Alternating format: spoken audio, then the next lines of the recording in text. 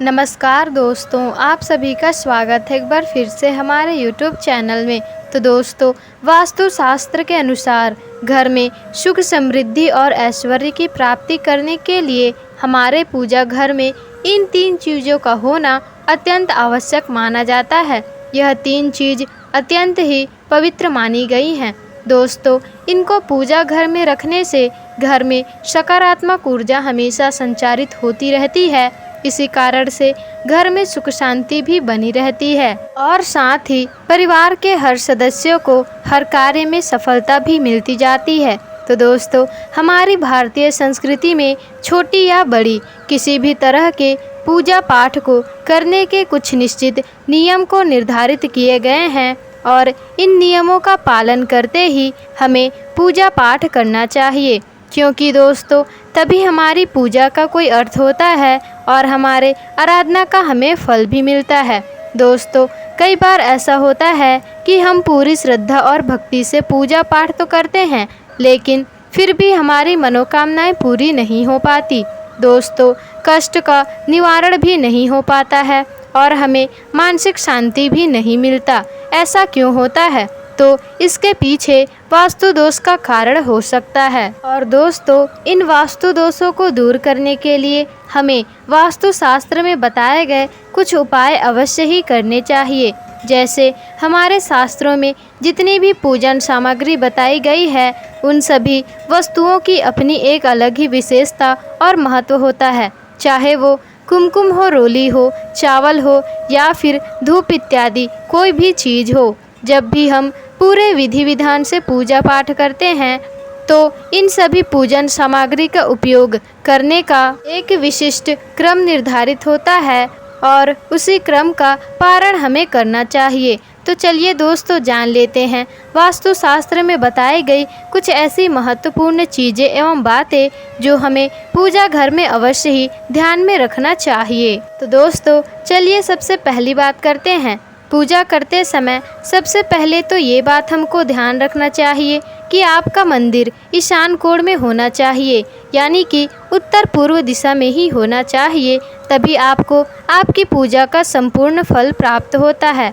अब दूसरी बात दोस्तों, प्रतिदिन सुबह जागकर स्नान आदि करके स्वच्छ कपड़े पहनकर ही नियम पूर्वक पूजा पाठ करनी चाहिए और सुबह शाम ईश्वर के सामने दीप आपको अवश्य ही प्रज्वलित करना चाहिए।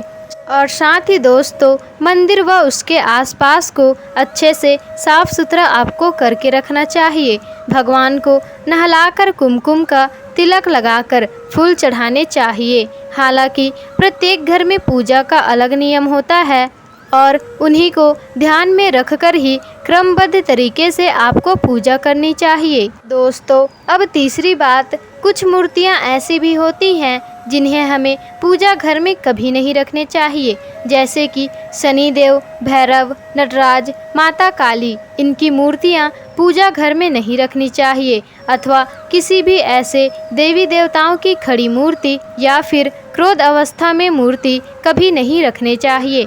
इससे पूजा घर का वातावरण उग्र बन जाता है और सकारात्मक ऊर्जा नकारात्मक ऊर्जा में बदल जाती है। इससे घर में परिवार में कलेश और अशांति का वातावरण बना रहता है। दोस्तों, अब चौथी बात है, याद रखें कि भगवान के नैवेद्य को कभी भी पूजा के पहले चख कर जूठा नहीं करना चाहिए। साथ ही भगवान पर चढ़ने वाले फूलों को या फिर धूप अगरबत्ती तथा किसी भी पूजन सामग्री को सूंघ कर कभी नहीं देखना चाहिए, क्योंकि दोस्तों यह शास्त्रों की दृष्टि से अनुचित माना गया है। तो चलिए दोस्तों, आइए अब जानते हैं हमारे पूजा घर में कौन कौन सी चीज़ें अवश्य ही होनी चाहिए।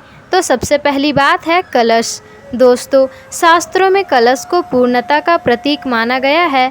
चाहे वह सत्यनारायण की पूजा हो या फिर दीपावली या नवरात्रि हो, हर पर्व में या फिर किसी भी प्रकार के उत्सव हो, मांगलिक कार्य हो, कलश की स्थापना किए बिना सब कुछ अधूरा ही माना गया है। पूजा में कलश का उपयोग देवताओं का आवाहन करने के लिए किया जाता है। ईश्वर के सामने तांबे के कलश में पानी भरकर रखना इतना शुभ होता है कि यदि हम अपनी रोज की पूजा करते समय भगवान के सामने तांबे के एक कलश में पानी भरकर रखें तो उसका चमत्कारिक प्रभाव हमें अवश्य ही देखने को मिलेगा।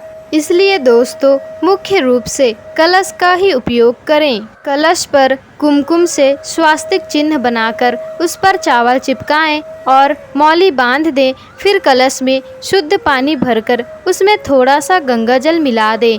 कलश को भगवान के दाईं ओर रखें।